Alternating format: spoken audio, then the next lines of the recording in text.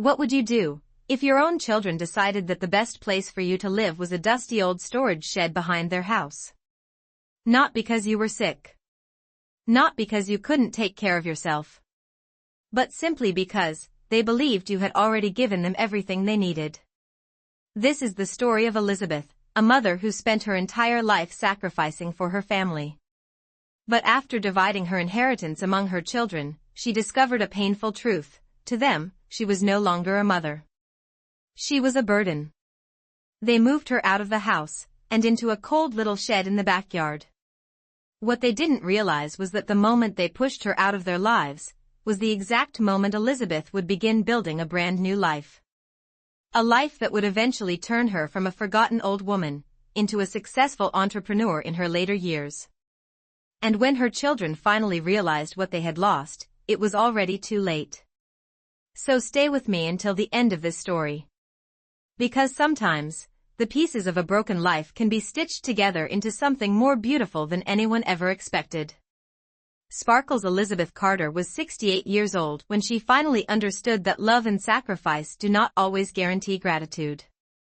For more than 4 decades, her life had revolved around a single, quiet mission: building a family that would always stay together. She had never dreamed of a glamorous life. She didn't want luxury cars, expensive vacations, or a house large enough to impress the neighbors. All she ever wanted was something much simpler. A warm kitchen. A table where her children would gather. And a home that felt safe enough for everyone to return to, no matter how far life carried them. Years earlier, when her husband Daniel was still alive, that dream had seemed almost effortless. Daniel had been a patient man with gentle eyes and rough hands from years of physical work. He spent most of his life as a mechanic in a small repair shop at the edge of town. The pay was modest, but he was proud of the work he did.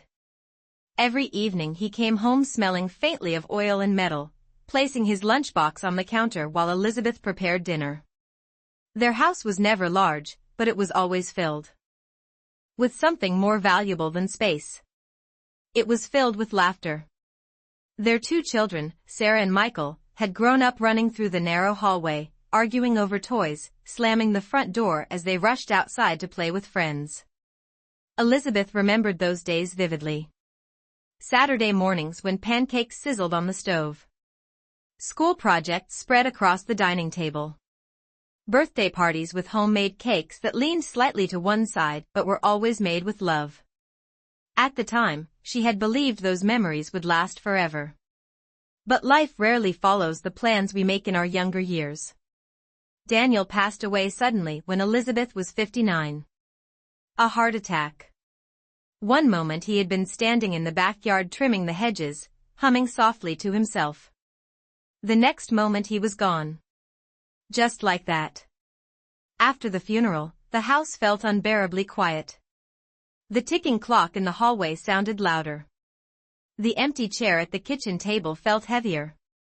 And for the first time in her life, Elizabeth realized she was no longer living for 2. She was alone. Still, she refused to let grief turn her bitter. Instead, she focused on the one thing that had always given her strength. Her children. Sarah lived only 20 minutes away with her husband, David. They had a comfortable house in a growing suburban neighborhood and 2 young children of their own. Michael had moved to another state years earlier for work, but he still called occasionally, especially during holidays. Elizabeth told herself she was lucky. Many elderly parents barely heard from their children at all. At least hers were still part of her life. And so she continued doing what she had always done best. Giving. Whenever Sarah needed help with the kids, Elizabeth drove over without hesitation. When Michael struggled with money during a difficult year at work, she quietly transferred part of her savings to his account. She cooked meals, babysat grandchildren, and never once complained. In Elizabeth's mind, that was simply what mothers did.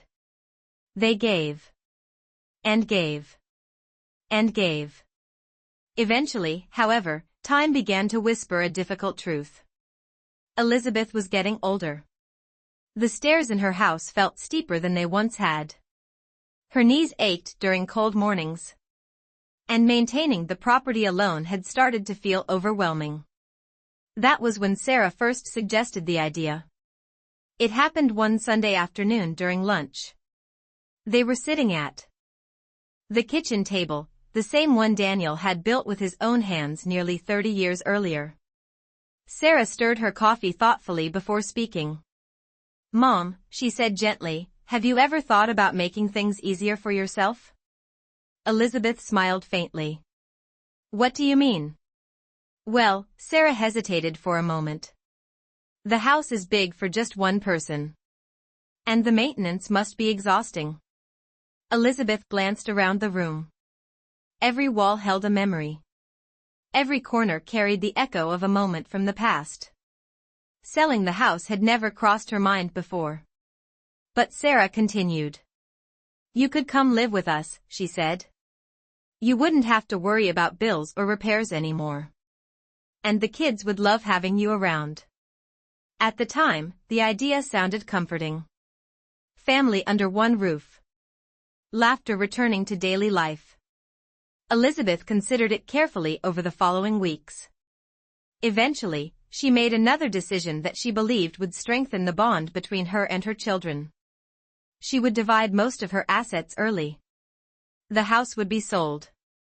The savings Daniel and she had spent decades building would be shared between Sarah and Michael.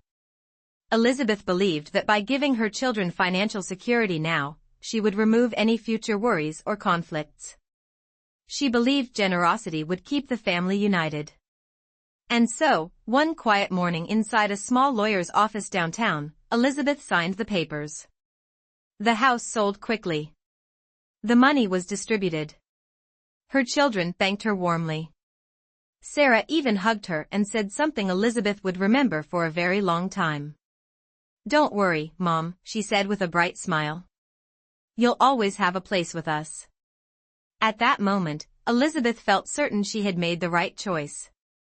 But she had no idea that those words, spoken so casually across a lawyer's desk, would soon become the beginning of the greatest mistake of her life. The first few weeks after Elizabeth moved into her daughter's home felt almost like the beginning of a new chapter. At least, that was what she told herself. Sarah's house was larger than Elizabeth's old place. It stood in a quiet suburban neighborhood lined with identical trees and freshly painted fences. Children rode bicycles along the sidewalks in the afternoons, and neighbors waved politely as they passed each other in the mornings. On the surface, it seemed like the perfect place to grow old peacefully. Elizabeth had been given a small bedroom at the end of the hallway. It wasn't large, but it had a window that looked out onto the backyard. From there she could watch the grandchildren playing on the lawn after school. Those moments warmed her heart. She told herself she had made the right decision. After all, what more could a mother ask for than being close to her family? Every morning Elizabeth woke up earlier than everyone else, just as she had done for decades. Old habits never disappeared easily. She moved quietly through the kitchen so she wouldn't wake anyone. Sometimes she brewed coffee. Sometimes she prepared pancakes for the grandchildren. Sometimes she simply sat by the window and watched the sunrise spread softly across the neighborhood. Those quiet hours reminded her of the life she once had with Daniel. But slowly, almost too slowly to notice at first, things began to shift. It started with small details. One evening during dinner, Sarah sighed as she looked at the electricity bill lying on the counter. "These costs keep going up," she muttered. David glanced toward Elizabeth briefly before saying nothing. Elizabeth pretended not to notice.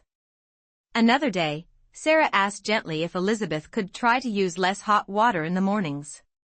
"Showers use a lot," she explained. "And the water heater is already struggling." Elizabeth nodded immediately. "Of course, dear." She shortened her showers. She used fewer lights.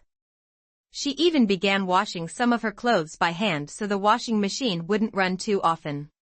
None of it bothered her much. She wanted to help. But over time the comments became more frequent. More pointed. One afternoon Elizabeth overheard Sarah speaking to David in the living room while they believed she was upstairs. "I'm just saying," Sarah whispered. "Things are tighter now than they used to be." David responded quietly. "Well, your mom doesn't really contribute financially anymore." Elizabeth froze at the top of the staircase. The words were not cruel. Not exactly. But they carried a weight she hadn't expected.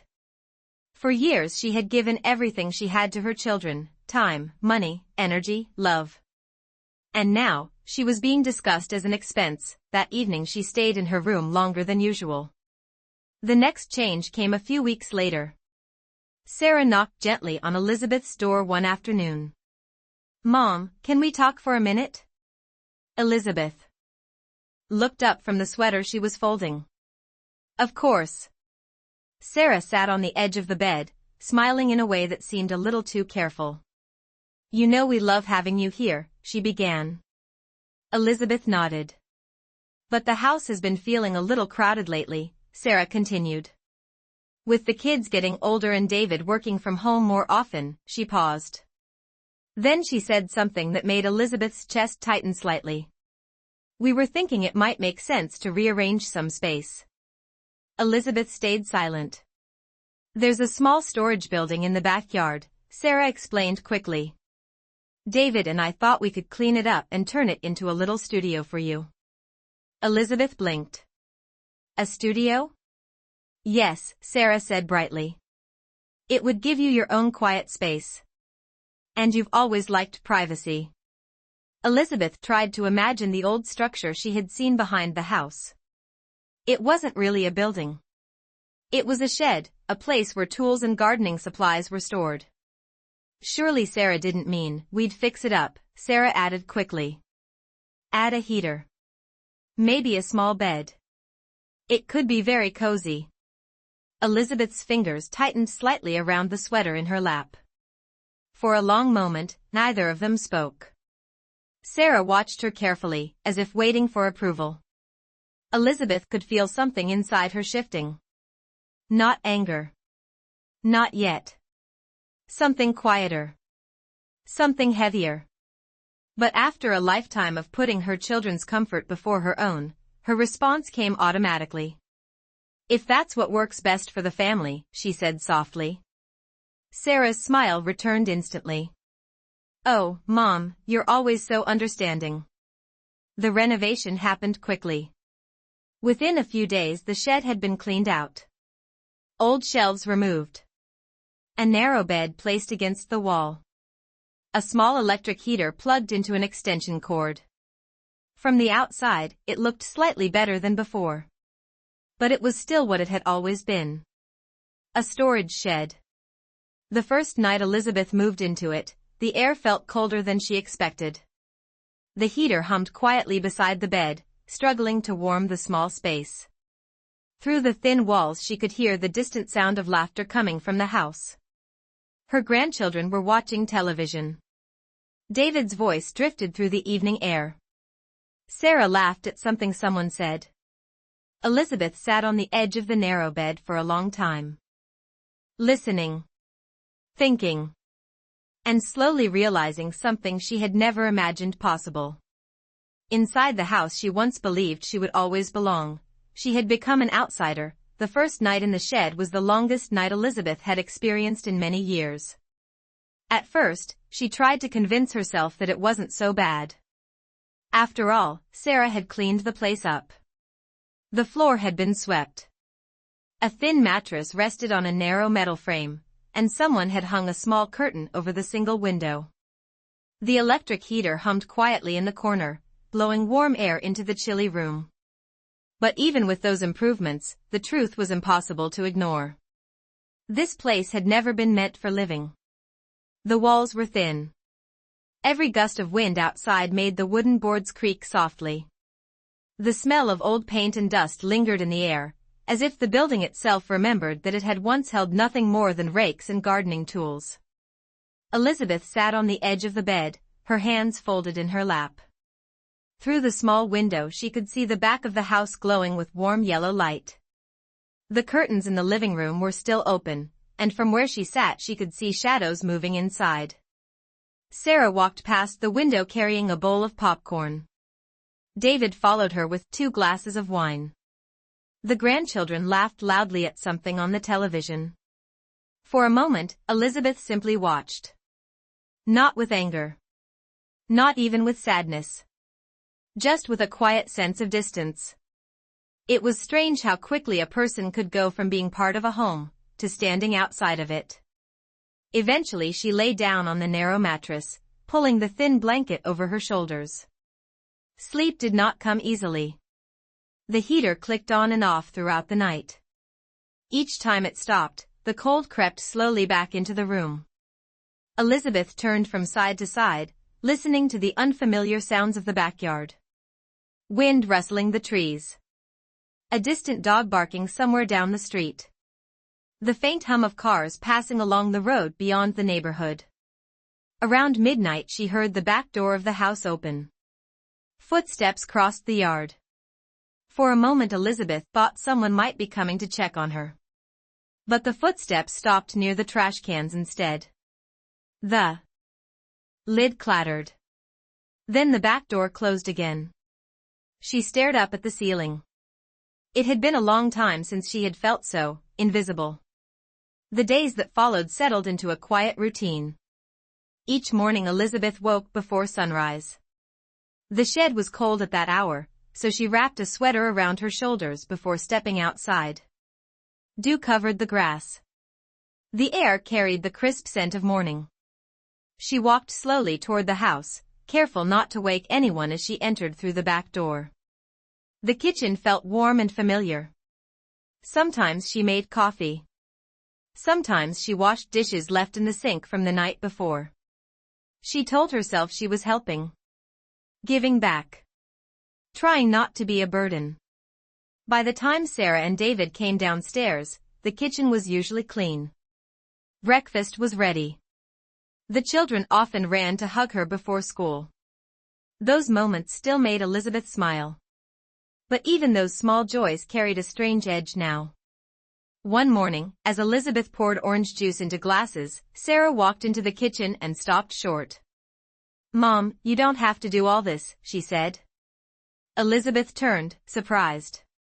"Oh, I don't mind." Sarah hesitated. "Well, it's just that the kids might start expecting it every day." Elizabeth nodded slowly. "Of course." The next morning she didn't make breakfast.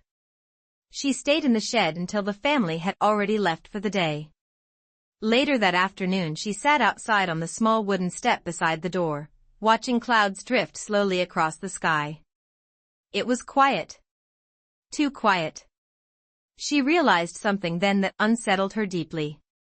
For the first time in her life, she no longer had a purpose. For decades she had been a wife. A mother. A caretaker. Someone needed her every day. Now, no one really did. The moment that changed everything happened on a cool evening about 2 weeks later. Elizabeth had returned to the shed early that night. The temperature was dropping quickly, and she had wrapped herself in a blanket while reading an old magazine someone had left behind. The back door of the house opened again. Voices drifted across the yard. Sarah and David were standing on the patio. They didn't realize Elizabeth could hear them. "I'm just saying this can't be permanent," David said quietly. "What do you mean?" Sarah replied. "She's been here for months now." There was a pause. Then Sarah sighed. "I know." Another pause followed. Then David said something that made Elizabeth's breath stop completely. "We already gave her the shed. What more can we do?" Elizabeth felt a strange heaviness settle in her chest. Not pain. Not shock. Just a deep, quiet understanding. To them, she wasn't family anymore. She was a problem that had already been solved. Elizabeth closed the magazine slowly and set it aside. For a long time she sat there in the dim light of the shed. Thinking. Remembering. And somewhere deep inside her heart, a decision was beginning to form. Elizabeth did not sleep much that night. After hearing Sarah and David speaking on the patio, something inside her had shifted in a way she could no longer ignore. For a long time she sat quietly on the edge of the narrow bed, staring at the small heater humming beside her. We already gave her the shed. What more can we do? David's words replayed in her mind again and again. Not cruel. Not shouted. Just practical. As if they were discussing where to store an old piece of furniture that no longer fit inside the house. Elizabeth slowly wrapped the blanket tighter around her shoulders. For most of her life she had believed something very simple. If you loved your family enough, if you sacrificed enough, if you gave everything you had, they would always love you in return. But now, sitting alone in the dim light of the shed, she realized that love built on sacrifice alone can sometimes become something else. Expectation. And once expectations are fulfilled, people often stop looking back. The next morning Elizabeth woke before sunrise, just as she always did. But something about the morning felt different. The air seemed clearer. Quieter. Almost as if the world itself had paused for a moment. She stepped outside the shed and looked toward the house. The windows were still dark. Everyone was asleep. For years, Elizabeth had started her mornings by entering that house quietly, making coffee, preparing breakfast, cleaning dishes. Today she didn't. Instead, she remained outside. She sat down on the small wooden step beside the shed and watched the sky slowly brighten. The color of dawn spread across the horizon in soft shades of pink and pale gold. Birds began calling from the trees. The neighborhood slowly came to life. And for the first time in months, Elizabeth allowed herself to think about a question she had been avoiding. What if she didn't stay? The thought startled her. For so long she had accepted her situation without question. She had told herself she should be grateful. At least she wasn't alone. At least she had somewhere to sleep. But as the morning sunlight warmed the grass beneath her feet, another realization surfaced quietly in her mind. She was alone. Living 10 steps away from the house didn't make her part of the family inside it. Later that morning, Sarah knocked lightly on the shed door. Mom? Elizabeth looked up. Yes, dear. Sarah stepped inside, glancing briefly around the small space. You didn't come in for breakfast, she said. Elizabeth smiled gently. I thought you might want the kitchen to yourselves. Sarah hesitated for a moment. Well, the kids asked where you were. Elizabeth nodded. I'm sure they were busy getting ready for school. There was a short silence. Then Sarah spoke again. Mom, we're having some guests over tonight. David's colleagues. Elizabeth waited. We'll probably need the backyard space, Sarah added quickly. So maybe it would be easier if you stayed inside the shed this evening. Elizabeth looked at her daughter for a long moment. The request itself wasn't harsh. But the meaning behind it was unmistakable. She was being asked to stay out of sight. To remain unseen. So that visitors wouldn't have to wonder why an elderly woman was living in a garden shed behind the house. Elizabeth simply nodded. Of course. Sarah smiled with relief. Thank you, Mom. You're always so understanding. Then she left. The door closed softly behind her. Elizabeth remained seated on the edge of the bed, listening to the sound of Sarah's footsteps crossing the yard back toward the house. For the next few hours she sat quietly, thinking. Memories surfaced one by one. Sarah learning to ride a bicycle. Michael's first day of school. Daniel laughing in the kitchen while fixing the broken cabinet door. 40 years of life.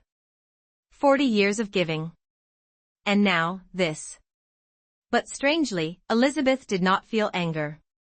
What she felt instead was something calmer. Clarity. She realized something important in that moment. Her children had not suddenly become cruel people. They had simply grown used to a version of Her that always said yes. Always adjusted. Always sacrificed. And perhaps they believed she always would. That evening, as the sun began to set, cars started arriving in the driveway. Voices and laughter filled the backyard. Music drifted through the open patio doors. Elizabeth sat quietly inside the shed, the faint glow of the heater lighting the small room. Through the thin wooden walls she could hear conversations, glasses clinking, and bursts of laughter. At one point someone stepped close to the shed. Elizabeth heard a man's voice. "What's that building?" There was a brief pause. Then Sarah answered quickly. "Oh, just storage." Elizabeth closed her eyes. Something inside her heart settled into place. Not bitterness. Not sadness. Just a quiet understanding that the life she had imagined here no longer existed. She stood slowly and walked to the small window. Outside, the lights from the house glowed warmly in the night. Inside, people laughed. Music played. The family continued as if nothing had changed. Elizabeth rested her hand lightly against the window frame. And for the first time since moving into that backyard shed, she allowed herself to consider a new possibility. Maybe the problem wasn't that she had nowhere to go. Maybe the problem was that she had forgotten she still had the freedom to leave. Elizabeth did not make her decision immediately. For 2 days after the party in the backyard, she moved through her routine as if nothing had changed. She woke early, stepped out into the cool morning air, and watched the sun climb slowly above the rooftops of the quiet neighborhood. But inside her mind, something was shifting. A quiet voice, one she had ignored for far too long, was finally beginning to speak. "You don't have to stay here." At first the idea frightened her. Where would she go? She had sold her house. The money had already been divided between her children. Most of her old friends had moved away or passed on.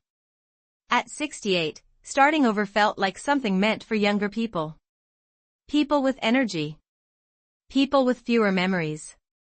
But every evening when she returned to the shed, the same feeling returned.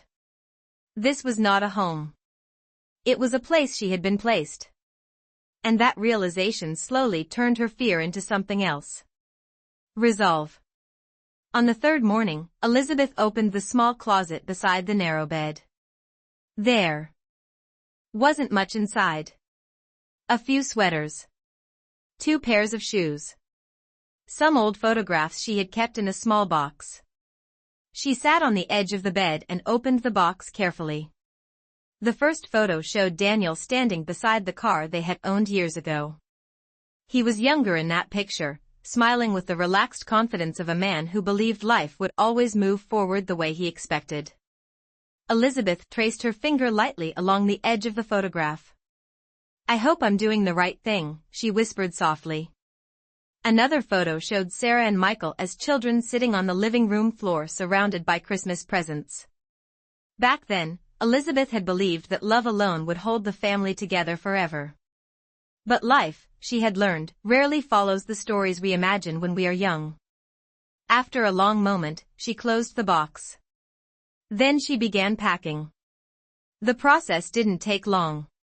When a person has spent most of her life giving things away, there isn't much left to pack. A few clothes. The photographs. Her purse. And the small sewing kit she had carried with her for years. By mid-morning, her entire life fit neatly into one old suitcase. Elizabeth stood in the center of the shed and looked around one final time. The heater hummed softly. The curtain moved slightly in the breeze from the window. For months, this small room had been her world. But now it simply felt like a place she had already left. She walked toward the house slowly. Inside, Sarah was standing in the kitchen scrolling through her phone. "Mom," she said, looking up in surprise. "You're up early." Elizabeth nodded. "I've been thinking," she said calmly. Sarah set her phone down. "About what?" Elizabeth placed the suitcase gently beside the kitchen table. "I'm going to leave." The words hung in the air for a moment. Sarah blinked. Leave? What do you mean? Elizabeth's voice remained gentle. I think it's time for me to find my own place again. Sarah frowned slightly. But, you live here. Elizabeth smiled softly. No, she said. I stay here. Sarah crossed her arms, clearly confused. Mom, where would you even go? Elizabeth shrugged lightly. I'm not entirely sure yet. That answer seemed to unsettle Sarah even more.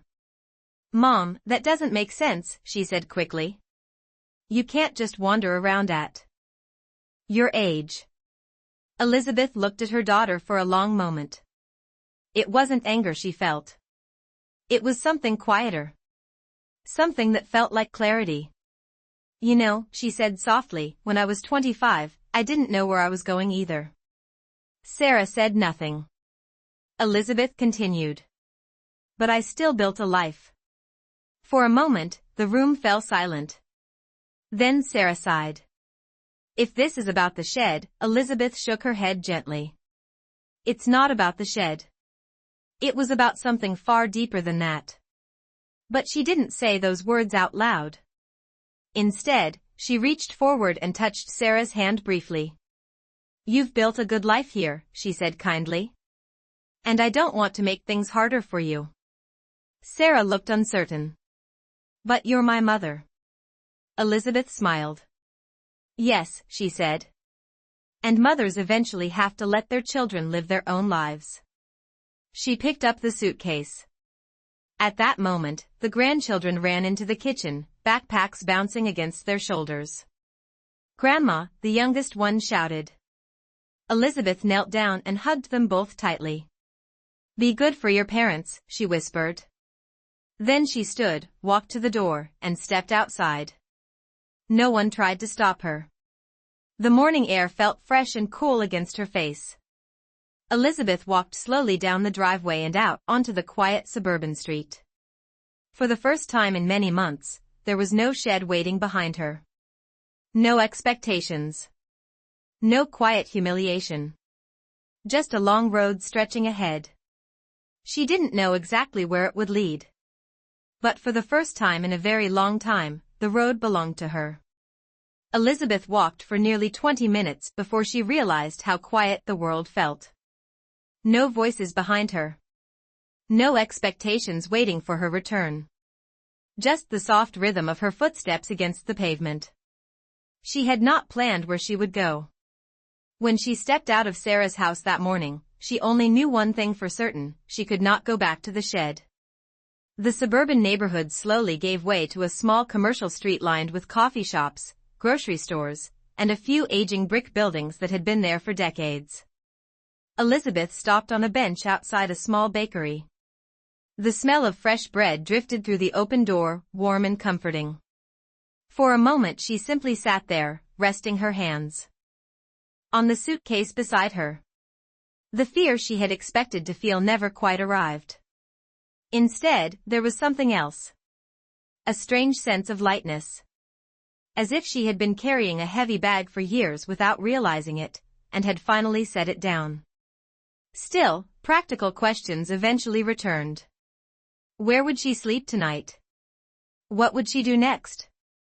Elizabeth was never the kind of person who believed problems solved themselves. Throughout her life she had always moved forward one step at a time. So she did the same thing now. She opened her purse and took out her phone. There was one person she thought of immediately. Margaret. Margaret had been Elizabeth's closest friend many years earlier. They had worked together at a small tailoring shop in town before Elizabeth married Daniel. Life had taken them in different directions, and they hadn't spoken regularly in years. But Elizabeth still had her number. She hesitated for a moment before pressing the call button. The phone rang twice. Then a cheerful voice answered. Hello? Elizabeth felt a small smile appear on her face. Margaret, it's Elizabeth. There was a brief pause. Then Margaret gasped. Elizabeth Carter? Oh my goodness, where have you been hiding all these years? Elizabeth laughed softly. Life happened. Well, don't disappear again, Margaret said warmly. How are you? Elizabeth looked down at the suitcase beside her. For a moment she considered giving a polite answer. The kind people usually give. I'm fine. But something about Margaret's familiar voice made honesty feel easier. I've had a bit of a change in circumstances, Elizabeth admitted. Margaret immediately sensed the shift in her tone. What kind of change? She asked gently. Elizabeth took a slow breath. I moved out of my daughter's house this morning. There was silence on the other end of the line. Then Margaret said something unexpected. Good. Elizabeth blinked. Good. Yes, Margaret replied firmly. Sometimes leaving is the smartest decision a person can make. Elizabeth couldn't help smiling. Margaret had always been direct. So tell me, Margaret continued, where are you staying? Elizabeth glanced around the quiet street. I'm not entirely sure yet. Another pause. Then Margaret spoke again. Well, that's easy to fix. What do you mean? I live in a retirement community about 30 minutes from town, Margaret explained. It's small, quiet, and full of stubborn people who refuse to sit around doing nothing. Elizabeth chuckled. That sounds like you. Margaret laughed. It absolutely is. And we have a guest room available right now. Elizabeth felt something warm spread through her chest. You'd really let me stay? Of course, Margaret said. Friends don't disappear just because time passes. Elizabeth looked up at the sky. The clouds were drifting slowly across the bright afternoon sunlight. For the first time since leaving Sarah's house, the future didn't feel uncertain anymore. It felt open. All right, Elizabeth said softly. Good, Margaret replied immediately. Now give me 30 minutes. I'm coming to get you. The retirement community sat on the edge of a quiet lake just outside the city. When Margaret's small blue car pulled into the driveway, Elizabeth stared at the place in surprise. It didn't look like the kind of facility she had imagined. There were no cold buildings or sterile hallways. Instead, small cottages lined a winding path that curved around gardens filled with flowers. People were walking dogs. Two elderly men were playing chess at a picnic table. Someone waved as Margaret parked the car. Elizabeth stepped out slowly. The air smelled of fresh grass and lake water. Well? Margaret said, leaning against the car with a proud smile. What do you think? Elizabeth looked around again. For the first time in months, she didn't feel like she was intruding somewhere she didn't belong. It's beautiful, she said quietly. Margaret nodded. And wait until you meet everyone. Nobody here believes retirement means sitting still. Elizabeth picked up her suitcase and followed Margaret along the path between the cottages. As they walked, she noticed something unusual. The people here looked alive. They were laughing, talking, working in the gardens. Not waiting for life to end, but continuing to live it. And somewhere deep inside her heart, Elizabeth felt a quiet spark begin to glow again. She didn't know it yet. But the place she had just arrived at was not simply a temporary refuge. It was the beginning of a completely new chapter. Margaret's cottage was small, but it felt warm in a way Elizabeth had not experienced for a very long time. The moment they stepped inside, Elizabeth noticed something immediately different from Sarah's house. Nothing here felt staged. Nothing felt like it had to look perfect for visitors. A quilt hung over the back of the sofa. Books were stacked unevenly on a wooden shelf. The kitchen smelled faintly of cinnamon and fresh coffee. It felt lived in. Margaret placed Elizabeth's suitcase beside the couch. Make yourself comfortable, she said. You can stay in the guest room for as long as you need. Elizabeth looked around slowly, almost as if she was afraid the moment might disappear if she moved too quickly. Thank you, she said quietly. Margaret waved a hand dismissively. Oh please. After all the times you helped me fix my terrible sewing mistakes back in the old shop, I still owe you. Elizabeth laughed softly. I had forgotten about that place. The whole town hasn't, Margaret replied. People still talk about the dresses you used to make. Elizabeth raised an eyebrow. I think you're remembering them better than they actually were. Margaret poured 2 cups of coffee and handed one to Elizabeth. No, she said. I'm remembering them exactly as they were. Later that afternoon, Margaret insisted on giving Elizabeth a tour of the community.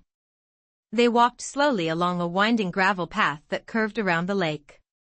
Most people here are retired, Margaret explained. But that doesn't mean they stopped doing things. Elizabeth noticed she was right. A small group of residents was gathered near a garden, planting flowers and herbs in neat rows. Farther down the path, 2 women sat beneath a tree painting landscapes on wide canvases. Someone else was repairing a bicycle near one of the cottages. No one looked bored. No one looked like they were waiting for time to pass. They looked busy. Alive. What is this place exactly? Elizabeth asked. Margaret smiled. It's what happens when a group of stubborn older people refuse to be treated like they're finished. Elizabeth chuckled. I like that. Over the next few days, Elizabeth slowly began settling into a rhythm. At first she mostly observed. She helped Margaret cook dinner. She walked along the lake in the mornings. She listened to the stories people told in the evenings when neighbors gathered outside to talk. Many of them had experienced their own difficult chapters. Widowhood. Family conflicts. Loneliness. But none of them allowed those experiences to define the rest of their lives. One afternoon, Elizabeth wandered into the small community activity room. Inside, several residents were sitting around a long table covered with fabric, yarn, and sewing supplies. Elizabeth paused in the doorway. The sight stirred an old memory.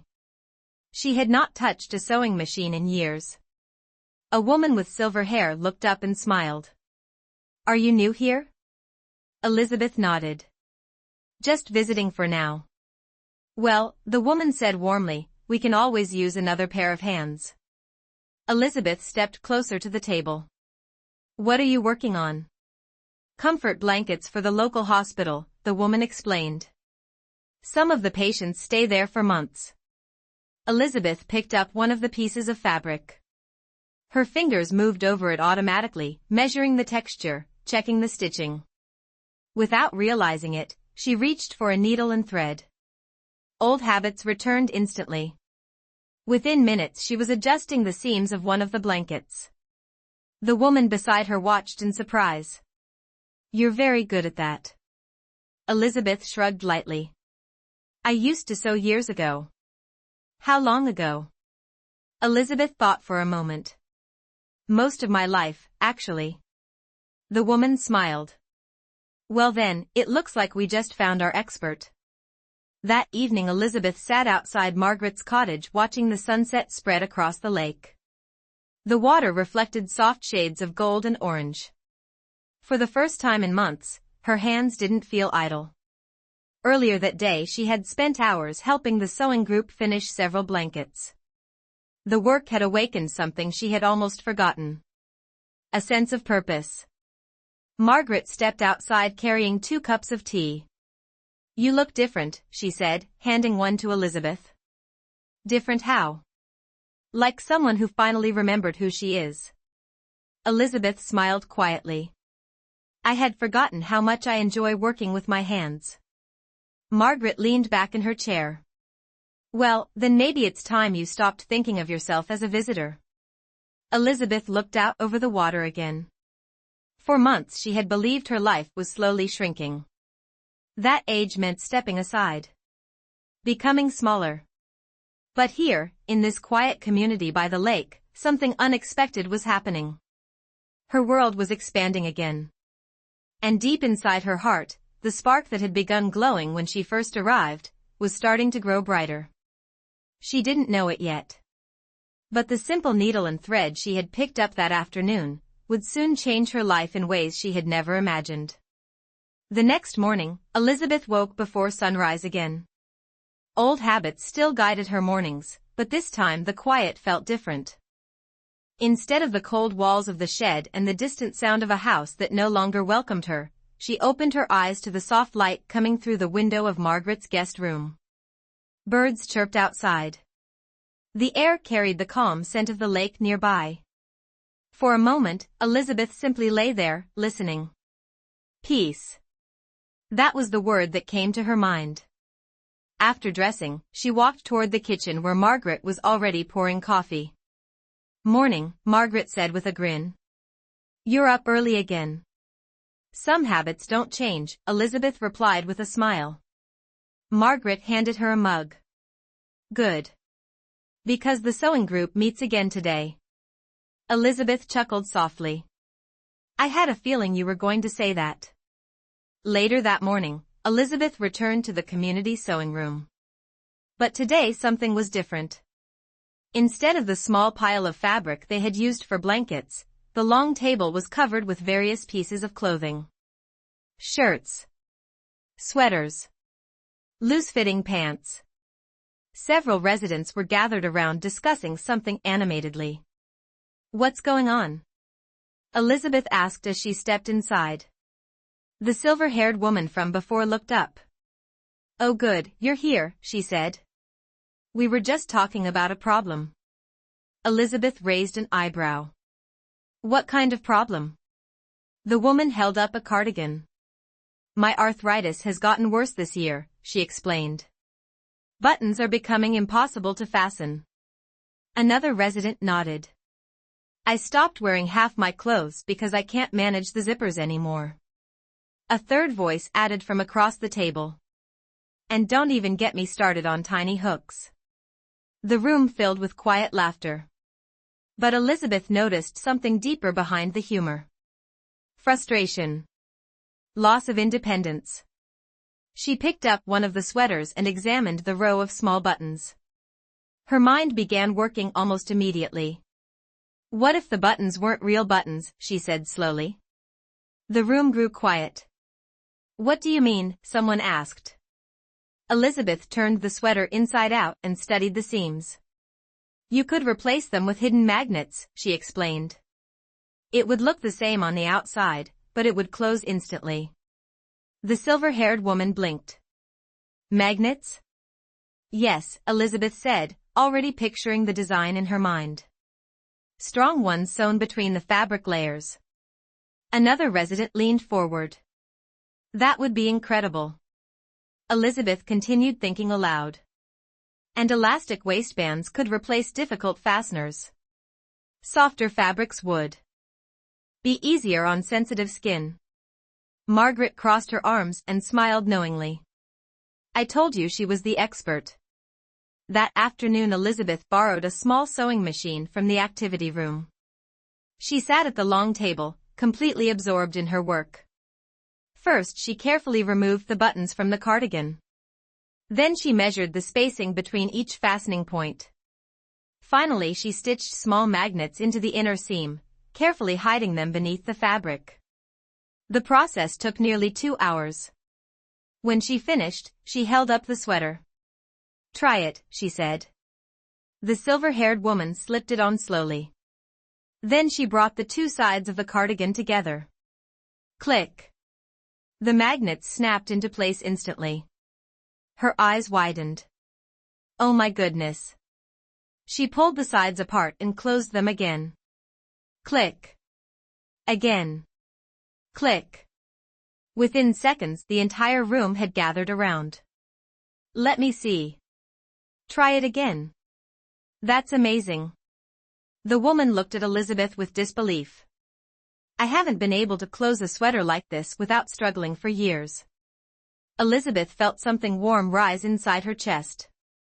It had been a long time since she had created something that truly helped someone. Margaret leaned toward her and whispered quietly. You realize what you just did, right? Elizabeth frowned slightly. What do you mean?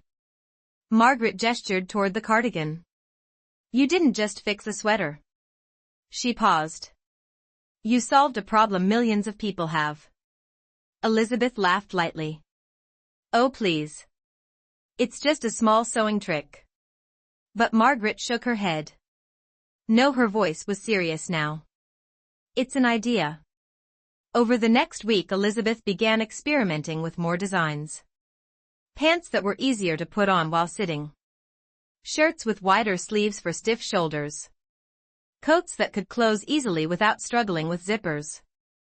Each time she finished a new piece, someone in the community volunteered to test it. The response was always the same. Relief. Excitement. Gratitude. One afternoon, a man who had difficulty using his hands approached Elizabeth after trying one of her modified jackets. You know, he said quietly, this is the first time in years I've dressed myself without asking for help. Elizabeth felt her throat tighten. For years she had believed her life was shrinking. But now she realized something important. Her skills still mattered. Her experience still mattered.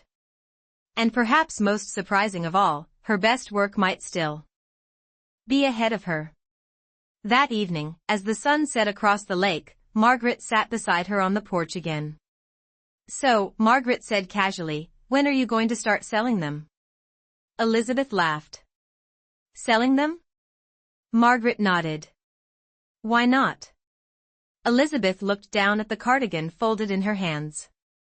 Just a few weeks earlier, she had been living in a cold shed behind her daughter's house. Now she was designing clothing that could help people regain their independence. The idea felt almost unbelievable. But somewhere deep inside, a new possibility was beginning to form. In the beginning, Elizabeth didn't think of it as a business. To her, it was simply a way to help the people around her. Every morning after breakfast, she walked to the activity room with a notebook tucked under her arm. Inside that notebook were small sketches, simple drawings of shirts, jackets, and trousers. Nothing fancy. Just practical ideas. Ideas that solved the problems she saw every day. Margaret often sat beside her while she worked.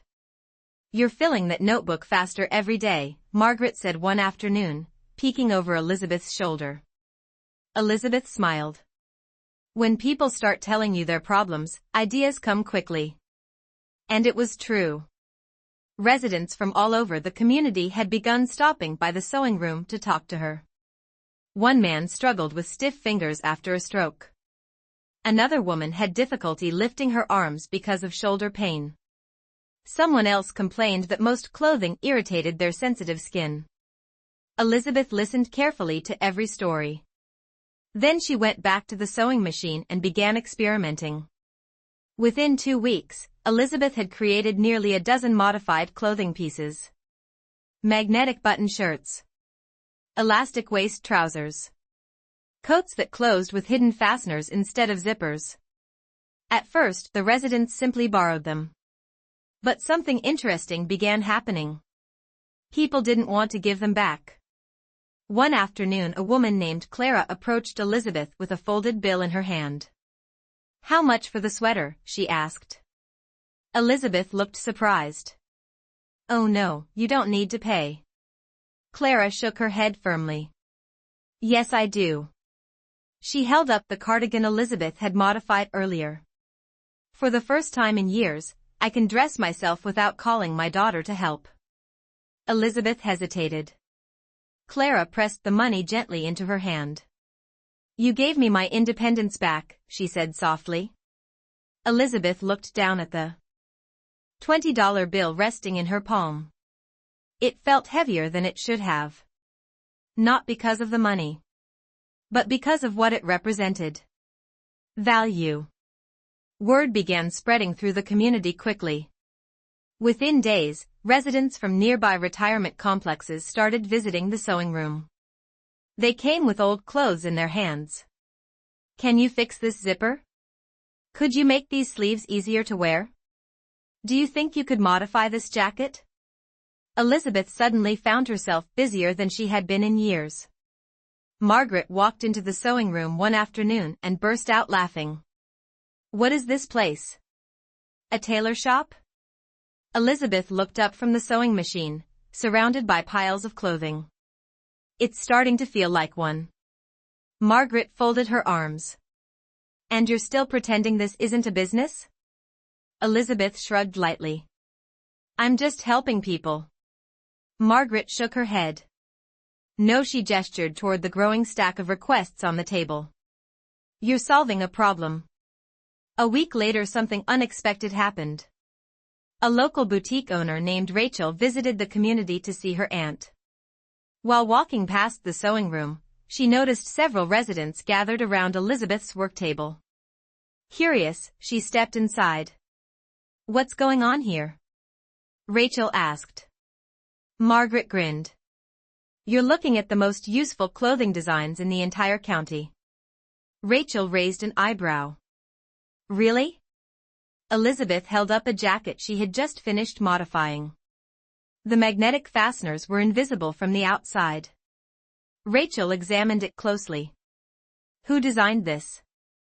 Elizabeth hesitated slightly. "I did." Rachel looked impressed. "You realize adaptive clothing is a huge market, right?" Elizabeth blinked. "I'm sorry, what?" Rachel pulled out her phone and searched for something quickly. Then she turned the screen toward Elizabeth. "These brands sell clothing specifically designed for seniors and people with mobility issues." Elizabeth studied the screen. The prices surprised her. Some of the items cost more than $100. "For a shirt?" she asked. Rachel nodded. "And many of them aren't even designed very well." She pointed to the jacket Elizabeth was holding. "But this?" She tapped the magnetic closure hidden inside the seam. "This is smart." Margaret looked at Elizabeth with a knowing smile. Rachel continued. "How many of these have you made?" Elizabeth glanced around the room. "About 15 so far." Rachel nodded slowly. "I think you should consider something." Elizabeth waited. Rachel smiled. "Selling them." That evening, Elizabeth sat on the porch beside the lake again. The sky reflected softly across the calm water. In her lap rested the notebook filled with sketches. Margaret sat beside her sipping tea. "So?" Margaret asked. "So what? Are you going to pretend you didn't hear what Rachel said?" Elizabeth sighed. "I don't know anything about running a business." Margaret laughed. "You know how to solve problems." She gestured toward the notebook. "That's the hard part." Elizabeth looked down at her sketches again. For years she had believed her life was slowly fading into quiet routines and smaller expectations. But now something unexpected was happening. People wanted what she was making. People needed it. And perhaps for the first time in a long while, Elizabeth allowed herself to imagine something bigger. Not just sewing for a few neighbors, but creating clothing that could help thousands of people live more comfortably. The thought both excited and frightened her. But deep down, she knew one thing. The story of her life was no longer shrinking. It was expanding. The idea of turning her designs into a business stayed in Elizabeth's mind long after that conversation with Rachel. At first, she tried to push the thought aside. Running a business felt like something meant for younger people. People who understood websites, advertising, and complicated financial plans. Elizabeth understood fabric. She understood seams, stitches, and the quiet satisfaction of solving a practical problem. But businesses? That was a different world. Still, the idea refused to disappear. Over the following weeks, the demand for Elizabeth's clothing continued to grow. Residents from nearby communities began visiting the sewing room regularly. Some came with walkers. Others arrived slowly, leaning on canes. But they all carried the same hope. "Can you make something that helps me dress more easily?" Elizabeth did her best to help everyone. But soon the small sewing room could barely keep up. Piles of clothing requests covered the tables. Margaret walked in one morning and stared at the mountain of garments. "Well," she said with a grin, "I think we officially have a problem." Elizabeth looked up from the sewing machine. "What kind of problem?" Margaret gestured toward the overflowing baskets. "You have more work than one person can handle." Elizabeth laughed softly. "That's true." "And that," Margaret said, pointing toward the sewing machine, "is exactly why Rachel told you to start selling these." Rachel returned to the community a few days later. This time she came prepared. She sat down across from Elizabeth with a laptop and several printed papers. "I did some research," Rachel said. Elizabeth raised an eyebrow. "About what?" "About you." Elizabeth chuckled. "I didn't realize I was that interesting." Rachel smiled. "You are now." She opened the laptop and showed Elizabeth several online stores. "These companies sell adaptive clothing," she explained. "But most of them focus on hospitals or medical supply stores." Elizabeth studied the screen carefully. Many of the designs looked stiff. Clinical. Almost like uniforms. "They don't look very comfortable," Elizabeth said. "Exactly," Rachel replied. She pointed to one of Elizabeth's jackets lying on the table. "But yours are different." Elizabeth looked down at the garment. "What do you mean?" Rachel leaned forward. "Your designs don't look like medical clothing. They look like normal clothes." She tapped the fabric lightly. "But they're easier to wear." Margaret nodded approvingly. "That's because Elizabeth understands what people actually need." Rachel smiled. "And that's why this could work." A week later, the small sewing room inside the retirement community changed forever. Rachel helped Elizabeth create a simple online page. Nothing fancy. Just photographs of her clothing designs and a short description explaining how the garments made dressing easier for seniors. Elizabeth was nervous when the page went live. "What if nobody buys anything?" she asked. Margaret laughed. "I think you're about to have the opposite problem." She was right. The first order arrived 2 days later. It came from a woman in another state who had seen one of Rachel's posts online. The message read, "My father has arthritis and struggles with buttons. Your shirt design could help him so much." Elizabeth stared at the screen quietly. Someone hundreds of miles away wanted something she had designed. Something she had created with her own hands. The feeling was difficult to describe. Excitement.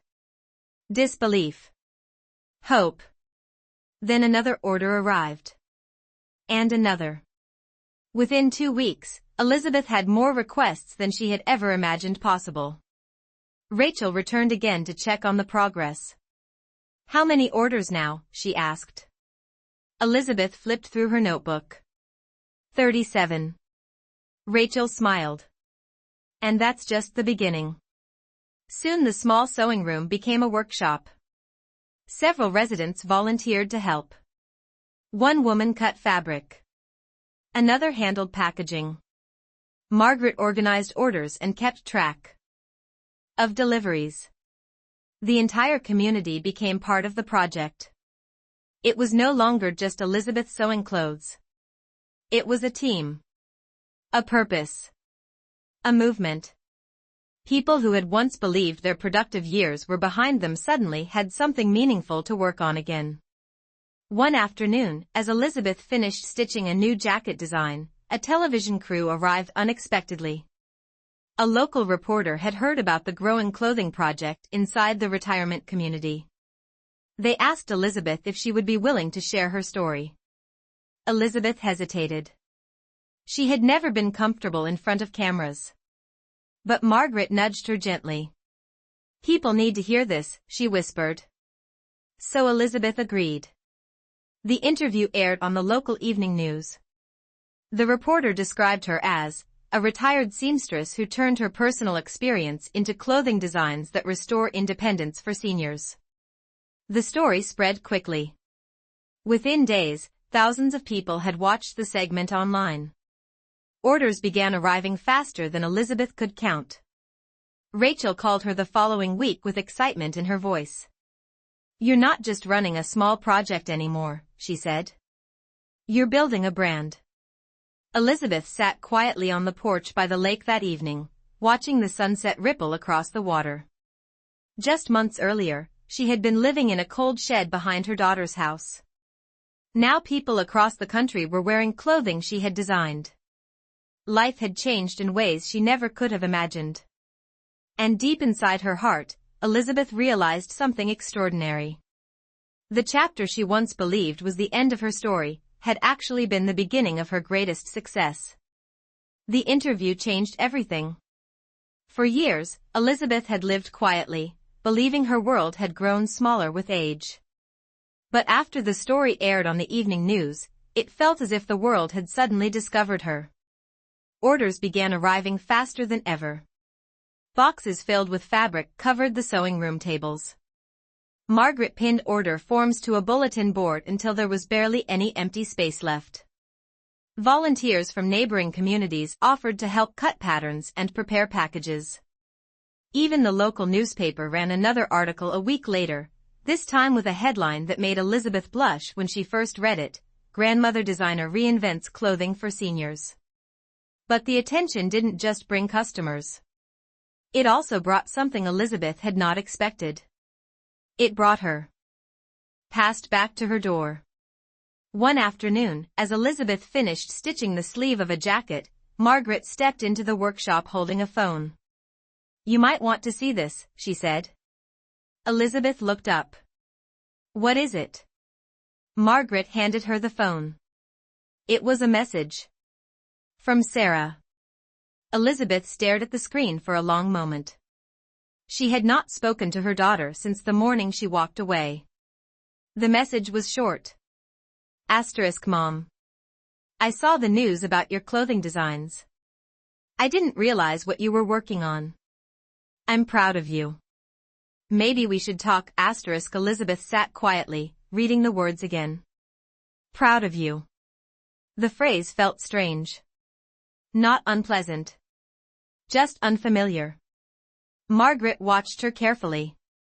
"Are you going to respond?" she asked. Elizabeth set the phone down on the table. "I don't know yet." Margaret nodded. "That's fair." Later that evening, Elizabeth sat alone beside the lake. The sunset spread soft orange light across the water. Gentle waves moved quietly along the shore. She thought about Sarah.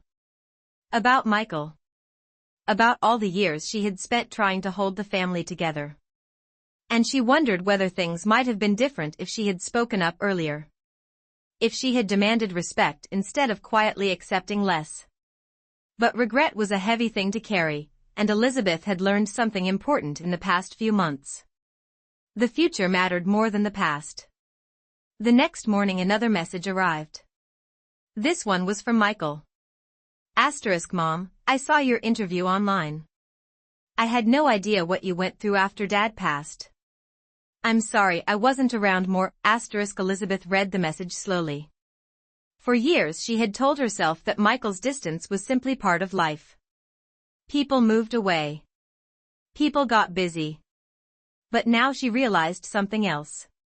Sometimes silence isn't just distance. Sometimes it's absence. 2 days later, Margaret knocked gently on Elizabeth's door. You have visitors. Elizabeth frowned slightly. Visitors? Margaret nodded toward the front path. Elizabeth stepped outside. And there, standing awkwardly near the entrance to the cottage, were Sarah and Michael. They looked older than she remembered. More uncertain. Sarah stepped forward first. Hi, Mom. Elizabeth studied her daughter's face for a moment. The same eyes. The same voice. But now there was something else there. Regret. Michael spoke next. We saw the news about your clothing designs, he said. Everyone's talking about it. Elizabeth nodded politely. It's been keeping me busy. Sarah glanced around the peaceful community. I didn't realize you were living somewhere like this. It's a good place, Elizabeth replied calmly. There was a long silence. Finally Sarah spoke again. Mom, about what happened before, her voice trailed off. Elizabeth didn't interrupt. Sarah looked down. We should have treated you better. Michael nodded quietly beside her. Elizabeth listened carefully. For a moment she thought about the shed. The cold nights. The party where she had been asked to stay out of sight. Those memories were still there. But they no longer controlled her. Instead of anger, Elizabeth felt something else. Distance. A quiet understanding that the life she had now was built without them. I appreciate you coming, she said gently. Sarah looked hopeful. Does that mean we can start over? Elizabeth smiled softly. Families are complicated, she said. But people can learn. She gestured toward the lake behind the cottages. You're welcome to visit. The relief on Sarah's face was obvious. Michael let out a quiet breath. For the first time since arriving, the tension between them eased slightly. But as they talked, Elizabeth noticed something important. Her happiness no longer depended on their approval. For decades she had lived as someone's mother. Someone's wife. Someone's caretaker. Now she was something else. She was Elizabeth. Designer. Creator. Entrepreneur. And a woman who had rebuilt her life on her own terms. That evening Margaret joined her on the porch again. Well? Margaret asked. How did it go? Elizabeth looked out across the lake. Better than I expected. Margaret smiled knowingly. Do you forgive them? Elizabeth thought for a moment. Then she answered quietly. I'm not sure forgiveness is the right word. Margaret raised an eyebrow. What is the right word? Elizabeth watched the sunlight fade slowly across the water. Freedom. The months that followed became the most unexpected chapter of Elizabeth's life. At first, the clothing business grew slowly. Then suddenly, it didn't. Orders multiplied faster than anyone in the community had predicted. The small sewing room that once held a single sewing machine now contained 5. Volunteers worked at long tables cutting fabric, preparing patterns, and packaging finished clothing. Rachel helped organize shipping. Margaret handled customer messages. And Elizabeth, sitting at the center of it all, continued doing what she had always done best. Designing solutions. Every new letter from a customer reminded her why she had started. One message read, "My mother cried when she put on your coat." It was the first time she dressed herself in 3 years. Another said, "My husband has Parkinson's. Your magnetic shirts gave him back something we thought we had lost forever, his independence." Elizabeth kept those letters in a small box beside her sewing machine. On difficult days, she opened the box and read them again. Not because she needed praise, but because they reminded her of something important. Her work mattered. One crisp autumn afternoon, the community gathered near the lake for a small celebration. A local business magazine had just named Elizabeth's company one of the fastest-growing small brands in the region. The article described her as the grandmother who redesigned dignity. Elizabeth felt embarrassed when Margaret read the headline out loud. "Oh please," she laughed. "I just sew clothes." But everyone there knew it was more than that. Elizabeth had given people something priceless. Control over their own lives again. Later that evening, after the celebration ended, Elizabeth sat alone on the porch outside Margaret's cottage. The lake was calm. The air smelled faintly of fallen leaves. She held one of the earliest jackets she had designed, the one with the hidden magnetic closures. The same jacket that had started everything. Margaret stepped outside quietly and joined her. "You've been thinking a lot lately," Margaret said. Elizabeth smiled faintly. "I suppose I have." Margaret sat beside her. "About the past?" Elizabeth shook her head slowly. "No," she looked out across the water. "About how strange life is." Margaret chuckled. "That's one way to describe it." Elizabeth ran her fingers across the stitching of the jacket. "6 months ago," she said softly, "I was living in a shed behind my daughter's house." Margaret nodded. "And now?"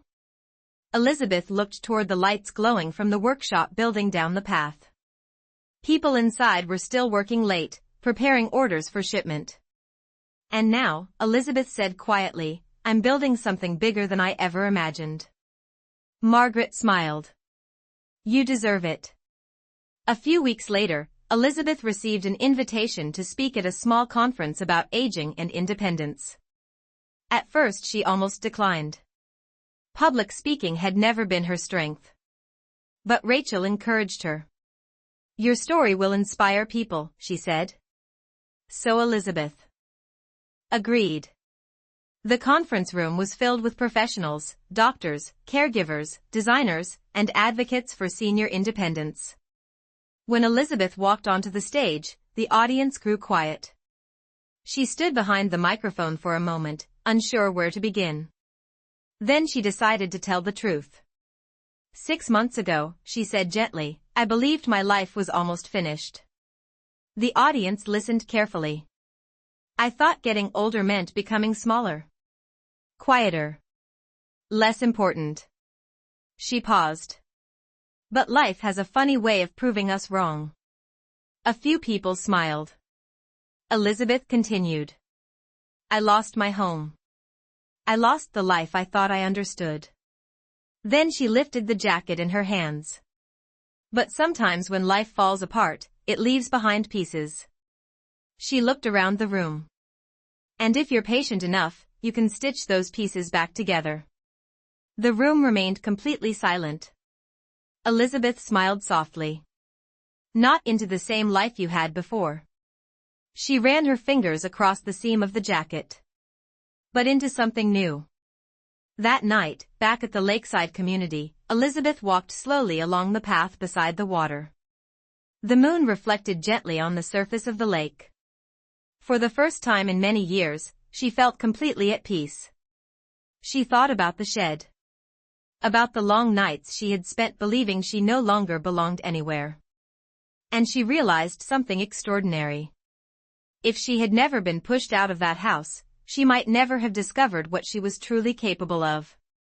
Life had taken the broken pieces of her story, loss, rejection, loneliness, and turned them into something unexpected. Strength. Purpose. Freedom.